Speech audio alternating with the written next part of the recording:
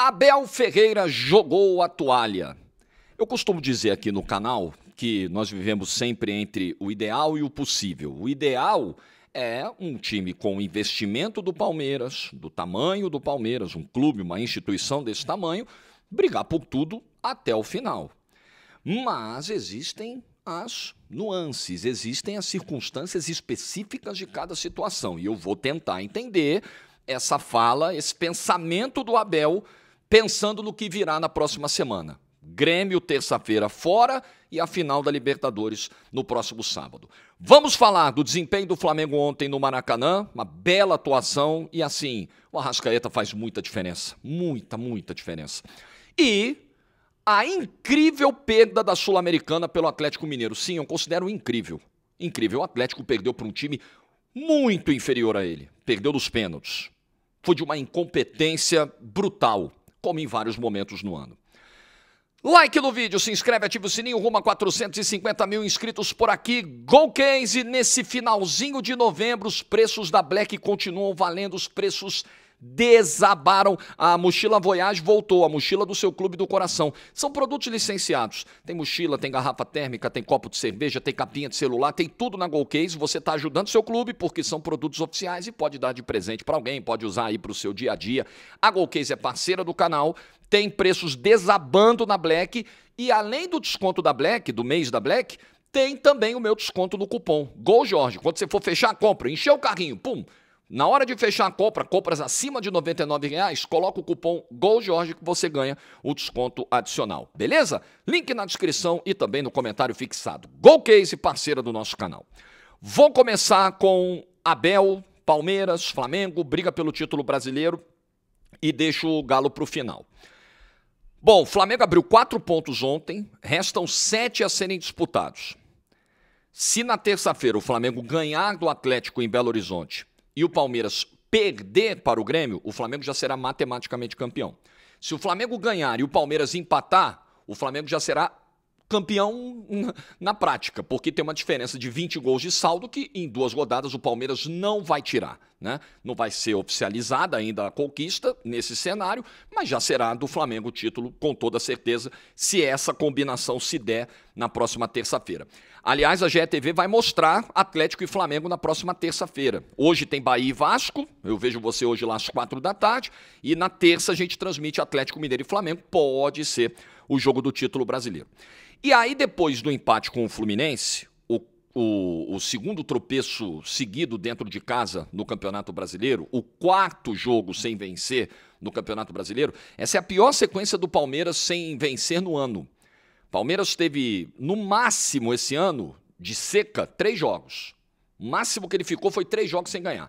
Então, na reta final da temporada, faltando poucos dias para a decisão da Libertadores, o Palmeiras atravessa o seu pior momento no ano? Talvez em desempenho, sim. Talvez em pressão, em resultado, nem tanto. Acho que os piores momentos foram as derrotas para o Corinthians, né? A perda do título paulista e a eliminação, principalmente a eliminação na Copa do Brasil. Acho que esse foi o pior momento do ano, momento mais tenso do ano, momento que parecia que o trabalho do Abel tinha terminado, né? A torcida xingando o treinador, ali estava um caos.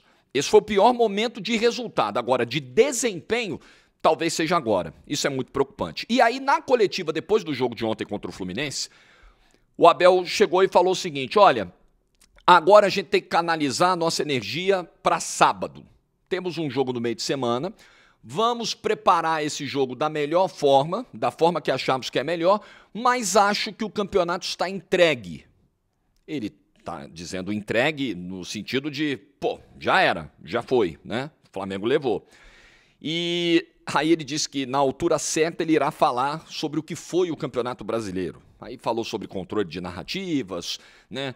Se queixou ali de arbitragem quando lembrou da ausência do Andréas Pereira no jogo de ontem, que tinha sido expulso contra o Vitória, depois de reclamar de um erro grave da arbitragem, etc.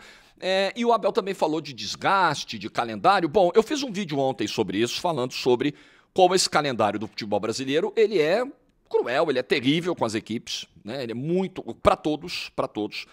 Botafogo ano passado, eu fiz 800 vídeos ano passado falando da reta final do Botafogo, insana, do absurdo que foi o Botafogo ganhar o título brasileiro no domingo, na zona norte do Rio de Janeiro, né? Um calorão, dezembro, 18 horas dando volta olímpica, tendo que entrar num voo no domingo à noite para chegar no Catar na segunda de noite, descansar na terça e jogar na quarta um jogo de Mundial de Clubes. Isso é uma loucura. Coisas que o calendário do futebol brasileiro proporciona. Então, claro que a sequência de jogos, ela é vilã. Ela é um dos fatores que atrapalham o Palmeiras nesse momento. Só que o Flamengo também tem a mesma quantidade de jogos. O Flamengo também sofre com a maratona. O Flamengo também jogou a Copa do Mundo de Clubes no meio do ano.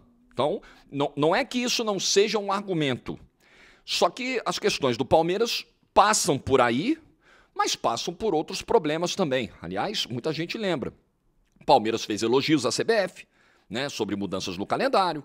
Palmeiras não quis jogar o jogo contra o Santos na volta do Mundial. Não, vamos dar mais uns dias para os caras descansarem. Aí, quando marcaram o jogo na data FIFA de novembro, o Palmeiras estava sem 12 jogadores, perdeu o jogo.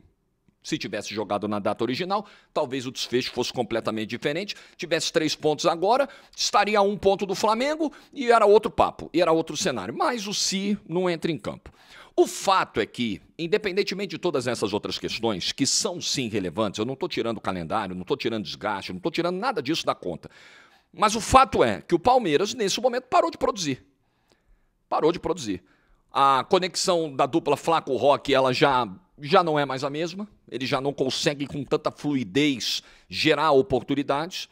Tem uma grande indefinição sobre essa criação a partir do meio-campo, porque o Abel já tentou todo mundo ali e ninguém tem, nesse momento, assumido de fato esse papel de protagonista na articulação. Ó, tem um problema aqui de construção de jogada, de ideia de jogo, eu vou resolver.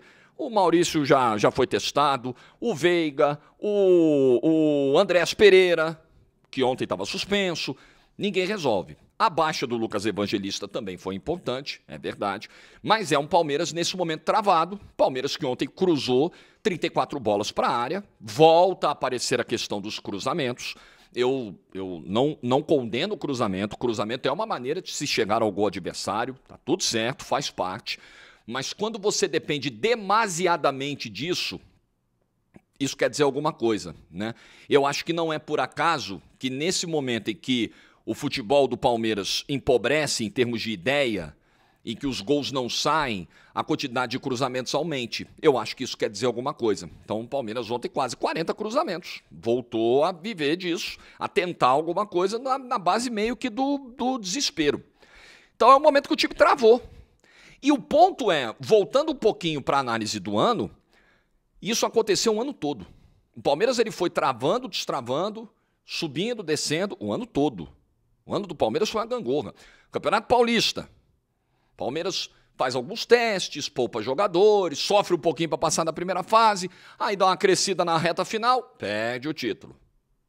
Libertadores.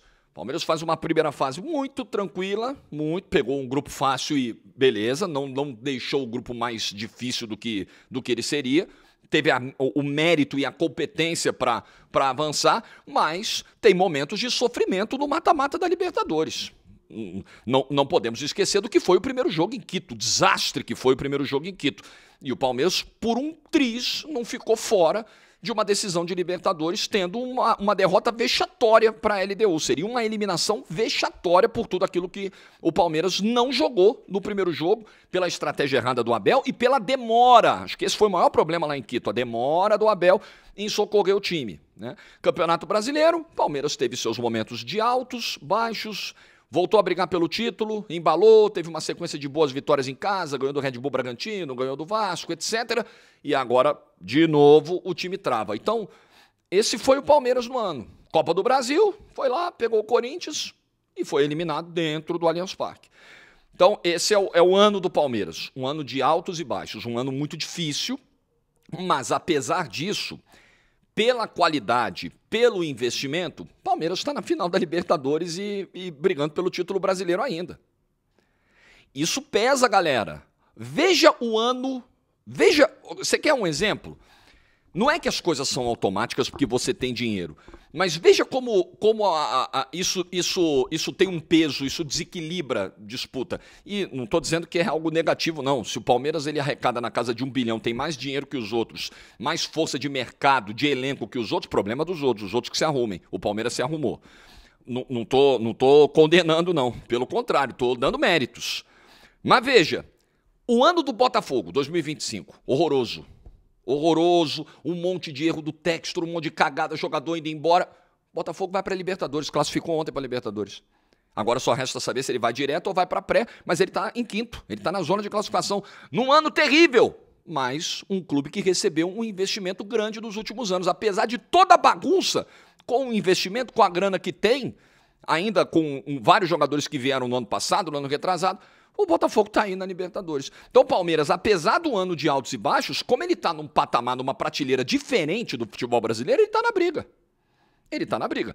Agora, o desempenho foi muito inconstante. O desempenho no ano foi muito inconstante e essa é uma questão que o Abel, quando ele diz que, não, depois eu vou falar sobre o que foi esse Campeonato Brasileiro, eu espero que ele faça uma autocrítica. Ele pode falar do calendário, tá tudo certo. Também acho o calendário uma porcaria, arrebenta todo mundo. Ele pode falar de arbitragem. Tudo bem, todos vão falar, né? O palmeirense reclama da arbitragem, o flamenguista reclama da arbitragem, o torcedor do Mirassol reclama, o do Goiás reclama, o do Guarani reclama, todo mundo em todas as divisões, tá tudo dentro do combo. Agora, espero também que ao analisar o ano em retrospectiva, o Abel também faça uma autocrítica do seu trabalho, do que não deu certo no seu trabalho, da inconstância do time nesse ano de 2025. Foi um ano complicado para o Palmeiras. Um ano que o Abel ainda pode salvar com o título da Libertadores. E aí eu quero entrar nessa estratégia pensada para terça-feira contra o Grêmio. Mundo ideal. Brigar por tudo, como eu disse na abertura do vídeo. Mundo ideal. Palmeiras, faturando na casa de bilhão, um dos clubes mais ricos, poderosos do futebol brasileiro hoje, com o treinador que faz o melhor trabalho do futebol brasileiro desde que pisou por aqui, tem obrigação de brigar por tudo até o final. Perfeito. Estou de acordo, estou na mesma página. Mundo ideal. Vamos ao mundo possível. Tem 4 pontos de distância para o Flamengo, 9 pontos a serem disputados. Palmeiras não joga mais em casa até o final. Os 3 últimos jogos o Palmeiras fará fora de casa, contra Grêmio, contra Vitória e contra Ceará, porque precisou inverter os jogos da rodada 34 e 37. Então ele não vai fazer mais jogo dentro do Allianz Parque. É uma distância difícil de tirar e o adversário, que é o Flamengo, está jogando um futebol melhor. O Abel, de maneira prática, de maneira realista, concluiu: vou guardar as energias para sábado. O que ele disse ontem foi o seguinte: nós não vamos com força máxima, não disse textualmente, né? Não vamos com força máxima contra o Grêmio. E eu, olhando as circunstâncias, as nuances da situação, eu entendo a decisão do Abel. Eu acho que é o que dá para fazer nesse momento. Pô, vai abrir mão, vai entregar o Brasileiro pro Flamengo? Vai entregar.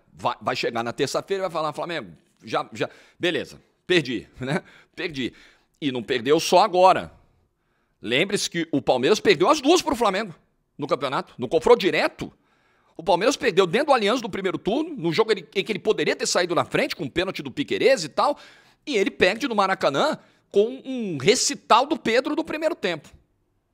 Até fazia um bom início de jogo, mas o Pedro desequilibrou o jogo. O Palmeiras perdeu as 2 para o Flamengo. Então o Palmeiras não perdeu agora o campeonato para o Flamengo. Ele vem perdendo esse campeonato. Ele vem fazendo força em algumas situações para perder o campeonato. A inconstância e a irregularidade estão fazendo com que o Palmeiras perca o campeonato. Então o Abel olhou e falou: olha só, meu time está travado, meu time parou. O Palmeiras parou nesse momento, estagnou. Parou, pior sequência do ano. Tem a decisão da Libertadores, que é o jogo da vida. Imagina, não ganha a Libertadores, perde para o Flamengo a Libertadores. Depois de perder o Campeonato Brasileiro. O mundo desaba. No ano em que o Palmeiras, repito, já teve 2 derrotas feias para o Corinthians. Uma eliminação e uma perda de título. É um pesadelo. Então o Abel olhou e falou: meu amigo, eu preciso apagar esse incêndio. Vai pegar o time, vai treinar nesses 6 dias para tentar corrigir os problemas, descansar quem precisa descansar, fisicamente e mentalmente, e tentar o título da Libertadores. Claramente, no contexto de agora, Eu já falei algumas vezes aqui nos vídeos sobre Palmeiras e Flamengo projetando a final do dia 29. Galera, eu já achava que um era favorito, depois eu mudei de ideia, depois eu voltei para a ideia original e eu tô nessa o tempo todo. Hoje, domingo 23 de novembro, o favorito para a decisão é o Flamengo. Hoje, domingo 23 de novembro, quem chega numa melhor condição em termos de futebol apresentado é o Flamengo. E se o título brasileiro for sacramentado na terça-feira, também no aspecto emocional, o Flamengo chega melhor. Porque o Palmeiras vai chegar pressionadíssimo. Meu Deus do céu, já perdemos o brasileiro, vamos perder as duas para o Flamengo. O Flamengo já entra mais leve, ganhamos o brasileiro. Confiança sobe. Então tem esse aspecto também. Então o momento é muito delicado para o Palmeiras para essa final, muito difícil. E eu entendo, apesar de se lamentar do palmeirense ter todo motivo para lamentar, caramba, hein, jogamos fora o brasileiro. Sim, jogou. Mas leite derramado, não adianta chorar, não vai voltar para a caixa do leite. O leite já foi. Então segue a vida. Pega o time, descansa, foca na Libertadores, tenta nessa semana salvar a decisão do próximo sábado. Eu entendo a decisão que o Abel tomou. Bom, vamos falar aqui da partida do Flamengo. A atuação ontem, assim, o Palmeiras, só para registrar, tá? O Palmeiras ficou perto em vários momentos de perder o jogo. Em vários momentos. O Fluminense, diferentemente do Vitória, que se defendeu e beleza, o Fluminense se defendeu e atacou. Canóbio teve uma bola na trave no segundo tempo. O Fluminense finalizou 8 vezes no primeiro tempo contra 3 do Palmeiras. No segundo foi mais trocado, o Palmeiras finalizou 11, o Fluminense finalizou 10. Mas no geral, o Fluminense terminou o jogo com 18 finalizações, 4 a mais do que o Palmeiras, mais grandes chances criadas, mais defesas do goleiro do Palmeiras do que defesas do goleiro do Fluminense. O jogo foi no Allianz Parque. Então não foi só a dificuldade para atacar, foi sofrer defensivamente. O Palmeiras também teve momentos de dificuldade defensiva ontem contra o Fluminense. Muito complicado o resultado, muito complicado o momento. Diferentemente do Flamengo, que ontem com o Arrascaeta deu um baile, né, para cima do Red Bull Bragantino em vários momentos do jogo. Mas apareceu de novo uma questão que a gente fala o ano todo sobre o Flamengo. A quantidade de finalizações que o Flamengo cria, ela nem sempre é compatível, ela nem sempre se traduz no placar do jogo. Cria, amassa, volume, a bola não entra. Cria, a bola não entra. O Cleiton fez defesa do primeiro tempo, gol perdido no primeiro tempo, e a bola não entrava. O Flamengo finalizou 15 vezes no primeiro tempo. 15, contra só 3 do Red Bull Bragantino. E era aquela dificuldade. Era aquela dificuldade para fazer a bola entrar. Mas o Arrascaeta dava o volume de jogo, de criação a partir do meio-campo que o time precisava e não teve no Fla-Flu. O Arrascaeta é um diferencial técnico, tudo passa pelo pé dele. Tudo. É jogada para companheiro, é finalização de perigo, tudo. Tudo passa pelo pé do Arrascaeta, que ontem, mais uma vez, foi um cara muito decisivo.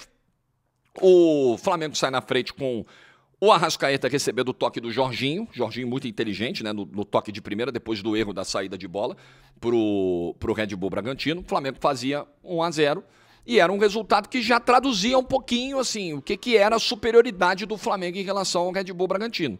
O Flamengo já poderia ter aberto o placar ainda no primeiro tempo. E aí, depois do 1-0, naturalmente, o time continuou produzindo bem. Gostei do desempenho do Cebolinha. Acho que nesse momento, até pela fase do Lino, o Cebolinha vai ganhando destaque. Um jogador que foi bancado pelo Felipe Luiz em muitas situações ao longo do ano. Em momentos em que a torcida criticava, cobrava a saída do Cebolinha, não gostava das entradas do Cebolinha. Nesse momento, o Cebolinha muito bem. Estava até vendo, o GE fez um levantamento, tinha colocado um número aqui de participação do Cebolinha no jogo. Eu vou achar. Mas enfim, gostei muito da partida do Cebolinha. Aqui, ó, dos primeiros 14 minutos de jogo, o Cebolinha foi responsável por 3 das 5 finalizações do Flamengo. O Flamengo começa muito forte no início, são 5 finalizações em menos de 15 minutos e o Cebolinha participa. Então, acho que Cebolinha hoje com grandes chances de repente, jogar essa final da Libertadores. Bruno Henrique no ataque, porque não vai ter o Pedro nem o Plata. Aliás, a partida do Plata ontem, enquanto esteve em campo, nossa, meu Deus do céu, que fim de temporada do Plata, horroroso. E aí o Bruno Henrique entra, o time dá uma melhorada, claro, no segundo tempo. O Bruno Henrique vai ser o centroavante para a final, acaba fazendo um dos gols ontem. E aí você tem Carrascal, tem Luiz Araújo, acho que o Carrascal nesse momento está numa boa condição aí para ser titular, até pelos jogos que fez na Libertadores da América, mas esse é o panorama. E aí o Flamengo continuou amassando, os gols foram saindo, 3-0, vitória tranquila de um time que conseguiu 3 dias depois retomar um bom nível de atuação. Porque a atuação contra o Fluminense foi uma atuação ruim, o erro individual do Rossi ele pesa demais, demais. Mas ainda assim o Flamengo teve força para diminuir no final e teve um pênalti não marcado em cima do Bruno Henrique, do Thiago Silva em cima do Bruno Henrique. Para mim um pênalti claríssimo, cristalino, sem margem para discussão, com todo respeito às opiniões contrárias. Eu, por exemplo, discordo da visão do PC Oliveira, que é o consultor de arbitragem do Grupo Globo, porque ele entende que o Bruno Henrique coloca o corpo, a perna na frente para ser chutado pelo Thiago Silva. Ok, mas o defensor precisa ter essa atenção para não chutar o adversário. Eu discordo dessa visão, acho que deveria ter sido marcado o pênalti para o Flamengo no lance em cima do Bruno Henrique. Mas foi uma vitória, dá para dizer que foi uma vitória tranquila. O Red Bull Bragantino assustou pouco. O Flamengo teve o controle da situação e a partir do momento que saísse o primeiro gol, o jogo ia se resolver e outros gols sairiam e poderia ter saído até o 4º gol no finalzinho. O Alacian teve chance, Bruno Henrique teve chance, entrou bem o Alacian. Entrou bem o Alacian. Acho que é uma grande notícia também nessa reta final do ano. O trabalho que com certeza o Felipe Luiz está fazendo, a diretoria também, de salvar o Alacian, que é garoto, que tem talento, que tem potencial, mas parecia muito perdido em termos de comportamento em vários momentos do ano. Entrou bem o Alacian, está mais centrado, jogando o futebolzinho dele, contribuindo, né? Ele tem personalidade, teve o lance que ele tinha opção de passe para o Bruno Henrique, ele foi lá e bateu, depois pediu desculpa, pô, beleza, tentei. Então é um cara que pode ser muito importante para o Flamengo e não dá para desistir de um garoto tão cedo, né? E é isso que o Flamengo está fazendo. Na hora de afastar, afastou, deixou fora, conversou, centrou, observou no dia a dia, beleza, volta e tem ganhado seus minutos e ontem eu acho que ele entrou bem. Então, acho que o Flamengo, nesse momento, joga um futebol melhor que o do Palmeiras, nesse momento ele chega como favorito para a decisão da Libertadores do próximo sábado, e aí na terça-feira, né, o Felipe Luiz até na coletiva falou, olha, tem jogadores aqui, eu vou pegar um relatório, eu vou receber amanhã, no caso hoje, um relatório completo da situação física de cada jogador. E aí eu vou decidir a escalação para terça-feira, porque vocês sabem, tem jogadores aqui que têm dificuldade de fazer 2 jogos em sequência. Então, pensando na decisão de sábado também, com certeza o Felipe Luiz não vai levar um time reserva, mas vai poupar um ou outro jogador, porque tem a decisão de sábado. Porque se o título não pintar na terça-feira, ele pode pintar na outra rodada, contra o Ceará, depois da decisão da Libertadores dentro de casa. O título do Brasileiro está encaminhado. Então, é uma semana em que o Felipe Luiz tem que pensar mais na final da Libertadores do que no Brasileiro. Mas ele também vai pensar no Brasileiro, ele também vai levar alguns titulares, com certeza, para Belo Horizonte. E aí, que é curioso, para fechar o assunto Flamengo e passar para o Galo, é quando o Felipe Luiz chega e fala assim, pô, algumas horas atrás a gente estava numa crise mundial. Ele falou isso, tipo assim, crise, o negócio estava horroroso. Precisamos ser equilibrados nesse ponto. Ou seja, primeiro saber por que perdemos, por que empatamos e por que ganhamos. Esse é o meu trabalho, eu passei isso para eles e eles entenderam. E a gente está focado no nosso objetivo, que é sempre ganhar o próximo jogo. Essa foi a fala do Felipe Luiz e, assim, na boa, eu acho que você pode criticar a oscilação, eu acho que um clube do tamanho do Flamengo sempre vai ter uma exigência muito alta, assim como o Palmeiras, que a gente destacou no último bloco, tá tudo certo, tá tudo certo. Agora, tem coisas que eu acho que passam muito do ponto, né? Tipo, pô, o Felipe Luiz não vibra na beira do campo. Pô, galera, vocês querem um treinador com um megafone na beira do campo? Isso não garante necessariamente uma produção alta de um time. Não é isso que garante. E em vários momentos o Felipe Luiz, no seu perfil, no seu estilo, foi enérgico na beira do campo, cobrou. Ontem mesmo ele estava cobrando jogadores, o Correge lá, o repórter do Premier na transmissão do Sport TV, em vários momentos, né, citava isso, falas do Felipe Luiz com jogadores do campo, chamando a atenção, né, o Jorginho sendo meio que um porta-voz do Felipe Luiz em campo, orientando o posicionamento dos companheiros. Pô, galera, acho que o trabalho do Felipe Luiz é um trabalharaço, é um treinador muito promissor, por ser jovem, por estar no seu primeiro trabalho profissional. Obviamente ele vai cometer um erro aqui, ele vai cometer um erro ali, mas acho que se passa muito do ponto. Porém, entendo que é fruto do tempo em que vivemos, do tempo da viralização, da monetização em cima do caos, né? A gente sabe como algumas pessoas operam nessa lógica dos tempos atuais da internet. Você pega o torcedor, depois de uma derrota num clássico contra o Fluminense, o torcedor irritado, ninguém gosta de perder clássico, ninguém gosta de perder para o rival, ainda mais numa rodada em que o Palmeiras tinha tropeçado horas antes, então você já sabia que podia praticamente resolver o campeonato naquele jogo e não resolveu, e aí você pega o sentimento desse torcedor que está chateado e vai manobrando esse sentimento, vendendo para ele um cenário de caos que não é necessariamente o cenário que a gente está vendo. Necessariamente não, no caso do Flamengo não é mesmo. No caso do Flamengo não é mesmo. É um cenário de uma dificuldade aqui, outra ali, mas um ano muito consistente. O Flamengo tem os melhores números do campeonato, lidera o campeonato, está na final da Libertadores, ganhou a Copa do Brasil no ano passado, tudo com o Felipe Luiz, galera. Tudo com o Felipe Luiz. Ah, mas na Libertadores o Flamengo oscilou. Verdade, verdade. O Flamengo teve uma primeira fase muito mais difícil do que deveria. Derrota para o Central Córdoba, um parto para ganhar do Táchira. O Táchira tendo a chance de eliminar o Flamengo na última bola do jogo, né? Contra o Racing, uma atuação ok, e o sofrimento depois da expulsão do Plata do segundo jogo. Contra o Inter, acho que no Beira-Rio o segundo jogo foi muito bom.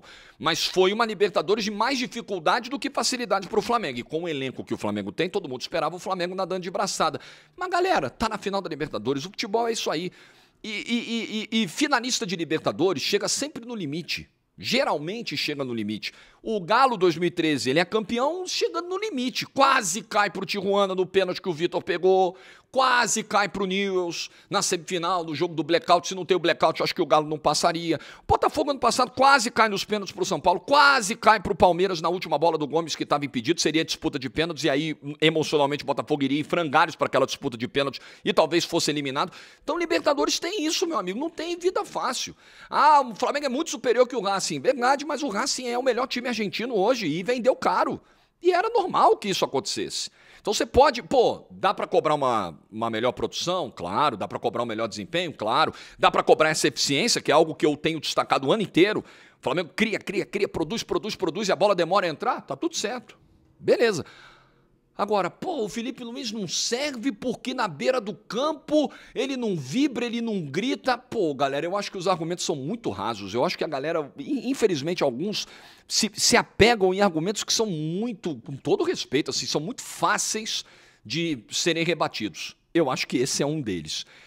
A competência do Felipe Luiz, ela fala por si só, muito mais do que qualquer gesto enérgico, efusivo na beira do campo. É como eu vejo, é um grande trabalho e que pode ser coroado com o maior título desde que ele chegou, né, no caso da Libertadores da América, no próximo sábado, e o brasileiro, que o Flamengo já pode confirmar, na próxima terça-feira. E convenhamos, vocês sabem que eu digo sempre que justiça no futebol é um conceito relativo, etc, etc, mas galera, o time que tem mais vitórias no campeonato, o time que tem o melhor ataque do campeonato, o time que tem a melhor defesa do campeonato, o time que tem o vice-artilheiro do campeonato, tem o líder de assistências do campeonato. Galera, é óbvio que esse título é correto, é merecido, é correto com aquilo que a gente está vendo em campo. Assim, tá de acordo com o que se viu, não é um campeão por acaso, e dificilmente você ganha campeonato de pontos corridos por acaso, né?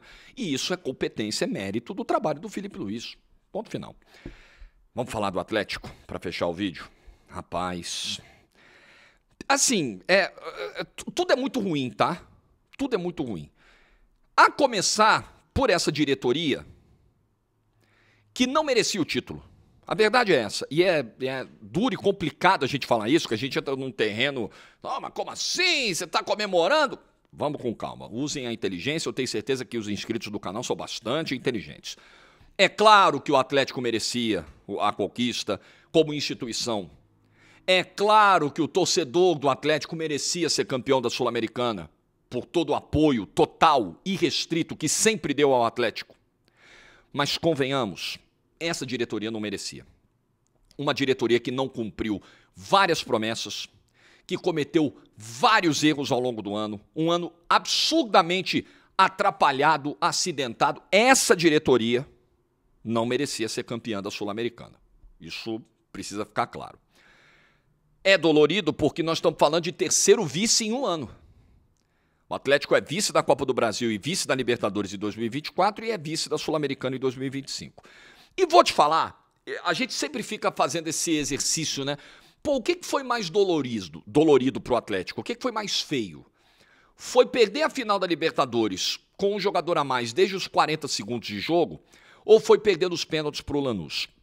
Minha opinião, você pode discordar e tá tudo bem. Minha opinião, ontem foi mais vexatório. Porque perdeu pro Botafogo no ano passado, com um a mais durante 90 minutos, mas um Botafogo que estava voando. O Botafogo que tinha 2 craques que desequilibraram o futebol brasileiro, Luiz Henrique e Almada. Além dos outros jogadores, além do ótimo time que o Botafogo tinha para aquela final. O Botafogo era melhor, era superior, fazia uma temporada melhor, estava mais embalado.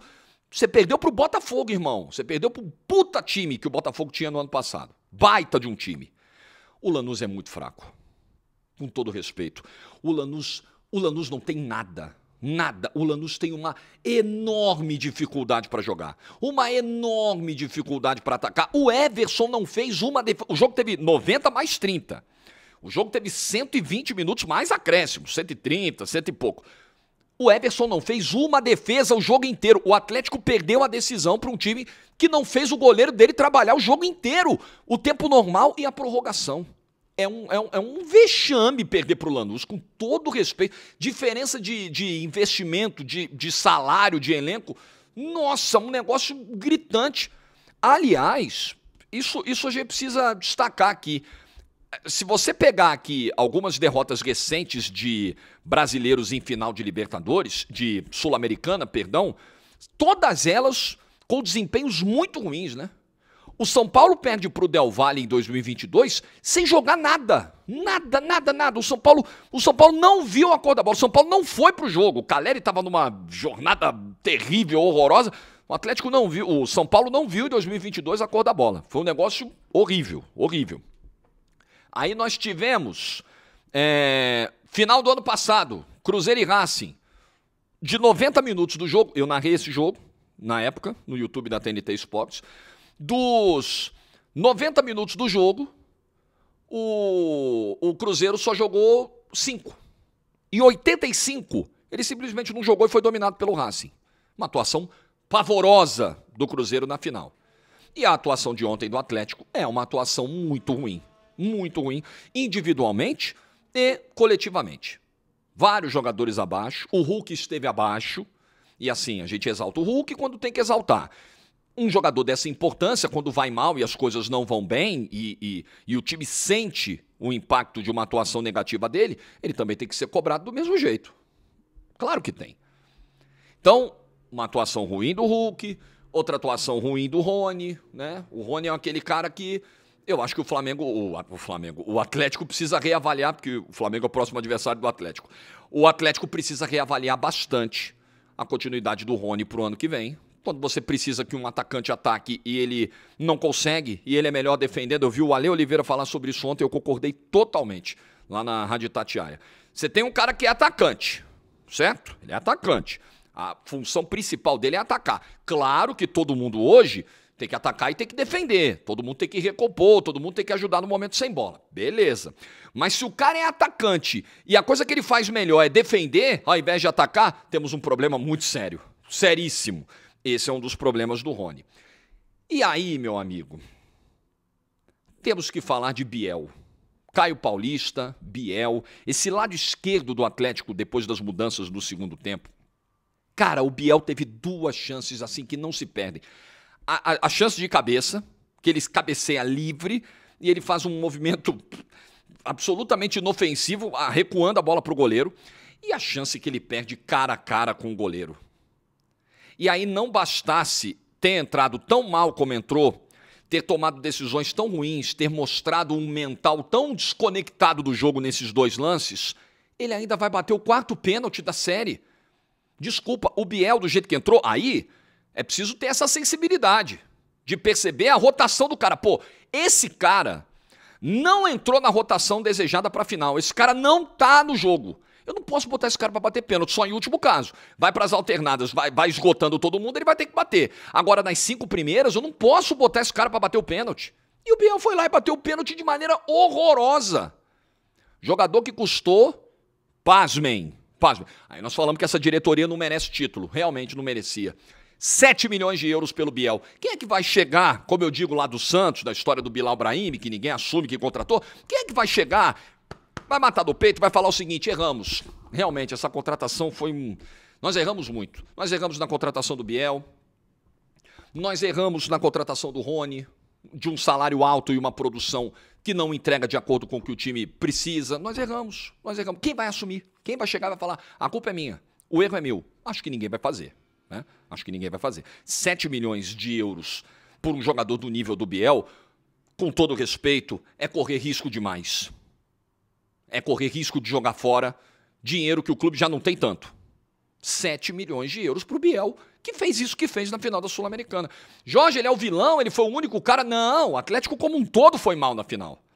Mas ele teve 2 bolas para decidir o campeonato contra um time fraquíssimo, como o Lanús, fraquíssimo.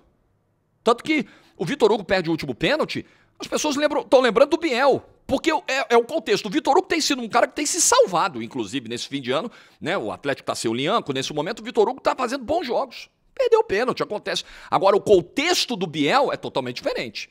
É o contexto da perda do pênalti e de tudo que ele fez no período que esteve em campo com a bola rolando. Um fiasco, um negócio inacreditável para um jogador que custou o que custou.